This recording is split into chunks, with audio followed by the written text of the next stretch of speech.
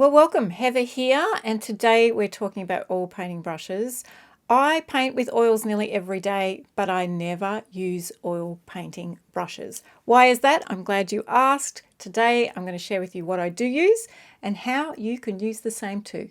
Oh, and if you want to know what sort of brushes I use, even before you go into the rest of the video, you can go to paintingwithheather.com/first step. First step in knowing what sort of resources you can use. You can go there, but let's get on. I'll tell you what I do use.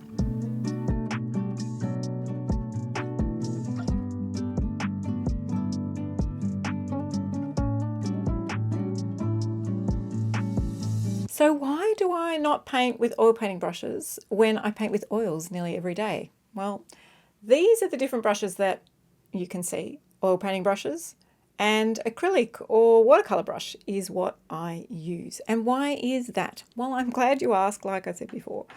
Oil painting brushes are very stiff, very, very stiff. So, you know, when you buy them, they're sort of all stuck together, but even then, they're just really, really stiff. And the work that I'm doing is very fine and very smooth. Now, oil painting brushes are like this because a lot of people that use oil painting brushes are using it with texture, and from a distance they're using long brushes because they're doing more of an impressionist style. So they're very sturdy, they're very strong, and mostly because you're painting with paint with texture, with shape, with form, and it's a very different way of the way I paint, which is the photorealistic, very small sections at a time often. But I'm going to tell you what I do use and why. These usually stay on the shelf. In fact, I had to go and buy these to show them to you because I don't own any. So why do I use other brushes and what are my favorite brushes to use? Okay, if some of you have been in my classes, you will know I absolutely love filbert brushes. These are the brushes that are rounded on the end, and then when you turn them, they're really quite thin. So you can get some beautiful lines and beautiful shapes out of these. And I'm going to show you the difference between using these brushes and also the oil painting brushes. So if I had to be on a desert island all by myself with two brushes, it'd probably be these two actually. So we've got a size 12 and a size 8. You can get a lot of work out of this. You can get really thin lines out of this smaller one. There are other beautiful little filbert brushes. I love this one. It's a 0. Look how tiny that is. When you turn it, it's thin as well.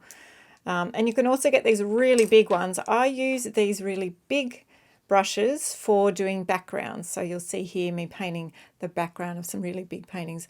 That's the biggest I will go. And these are probably, if I just grab all of these, that's probably the extent of the type of brushes I use. I've got, this one's not as long as some. I have a rigger brush, which is a really long brush, a little bit longer than that. This is a round brush, and the rest of them are filbert brushes. And I do like having a thin, really small, thin, I don't have it. Oh, here we go. Although it hasn't been washed. Whoopsie. Little thin one here. So I do like having those. So that's sort of the selection of what I like to use. Now, if you want a resource to know all the things and all of the paints and all the brushes that I use, you can go to paintingwithheather.com/first step, which is the first step in gathering all your resources and building your toolkit. So you can go there. Let's just take a moment here. You can actually use, of course, any brushes you like and do whatever you want with painting. And that's what I've done, and I found it really, really helpful, and it is a much easier and beautiful way to use these sort of brushes when I'm using the photorealistic way. But why? So let's have a little look at the difference between the two brushes and how you can see why I use these particular brushes. So let's try, first of all, let's use one of these oil painting brushes.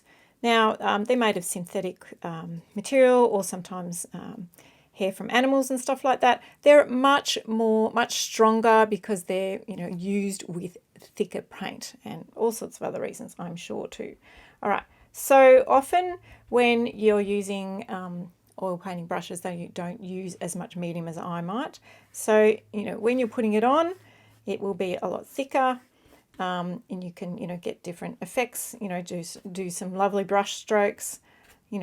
It's just not the style that I like to do, but a lot of people do use this sort of style where they've sort of It's more of an impressionist, and using even putting a color behind that paint and letting that paint come through and being very textural about it. It's a beautiful way to paint, but it's just not the way I like to paint. Maybe you do like to paint like that, and go for it. So that's why that's how the oil painting brush, sort of the effect of that. You can sort of see the brush strokes. Even if I use a bit of medium, if I go in here, even if I use a bit of medium, there'll still be that sort of rough feel about it. So if we go to now one of the Filbert brushes, and I will just put it in here and grab a bit of this paint, and already you can see how much smoother that comes out. I'm using a bit more medium than what people would probably use with the oil painting brush. But when you're using these brushes, you can get some really beautiful, just lovely thin lines or shapes like this really easily. Now, definitely with one of these brushes, to try and do that, even with a fair bit of medium, you're still going to get those little bits sticking out. It's just not doing the job, hey? Not doing the job. And that's not what I want. I want to see that detail come in. So the other reason I like using these brushes, and there's so many reasons. Number one is you can get in and, like I was doing here, you can get in and just fill in the space like this. But when you're turning it the other way, so you're painting like this, you're doing some blending and having some fun with it like that. The other thing is, when you go into get a little bit of medium and go and get some more paint. I'm just going to grab some more blue because I'm running out. All right, grab a little bit more of that blue. This is ultramarine and white and titanium white, if you're wondering. Getting enough paint on there and enough medium where I see how I'm going to tap it one way and I'm going to turn it over and tap it on the other way. And that way I can actually get quite thin lines if I'm holding it fairly 90 degrees to the canvas. See how thin I can get that? And that's a size 12. So imagine using a smaller brush, I can actually get a lot more control on that. And also the pressure that you use, will change the way that line is. So if I'm doing it really faintly, you'll get a really thin line. But then if I push harder, you're going to get a thicker line. So I love the versatility of that, how when you turn it and you can get those thin lines and also you can come in. The other thing I absolutely love, and that is, I'll still use this brush. So I'll get a bit more paint on here. When you're doing backgrounds, right? If you're doing a background and you're filling it all in and you're just getting some lovely, sort of blending happening, blah, blah, blah, blah. But you're wanting it to be really sort of smooth, and you don't want to see any brush marks, right? So even if you use a brush that is, a watercolor or acrylic brush, but it is a flat edge, when you lift it off, when you lift that flat edge off, you're going to get a flat mark on the canvas, right? A flat mark when you lift it off. But with these, when you lift it off, there is only a few tiny little spots of that brush that's left when you let go. Whereas when you're using a flat brush, well, okay, here's an example. Here's the oil painting brush. If you let go, if you go in and then, hold on, let's get some more paint so I can show you. When you come in and if you're going to let go of that at that point, you're going to get a mark where all of those lines, where every one of those bristles are. So even if this, like I know this is an oil painting brush, but even if this was an acrylic brush and you pull it off at that point, you're going to get a long mark. Whereas the Filbert brushes, because they're rounded and you come to that point and you lift off, there's only a really small mark, if anything, if you're wanting to get a really smooth surface, a smooth finish on that. And that's why I love using these brushes. And this really big one here is fantastic for that when I'm doing really big areas.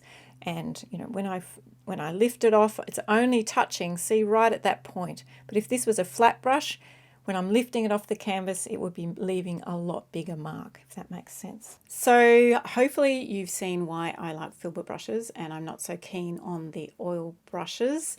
One of the other things I like is I can use any brush I like because I don't use terps. These particular brushes, the oil painting brushes, are a lot stronger. They're probably more expensive often, so they can withstand things like terps and the more stronger types of solutions and things that people like to use when they're using the Impressionist style. I don't use any of those toxic things. I love to use just some medium and some paper towel, make it really simple, also because I don't want that toxic smell to be in the room. And of course, because when I'm teaching, I love to have, a really nice atmosphere, and the smell of terps is not great to have in a room full of people. But anyway, back to the brushes. I hope that has made sense for you. If you want to know more about exactly the brushes I'm using, you can go to paintingwithheather.com/first step.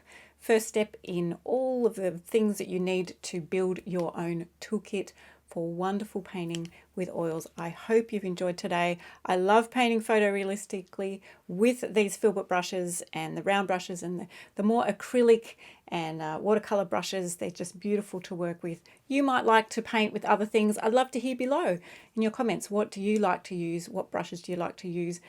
And anything goes. So until next time, enjoy your painting if you are a painter. If you haven't painted before, get out a brush. I'm sure you've got one in the house somewhere, and have some fun and keep creating.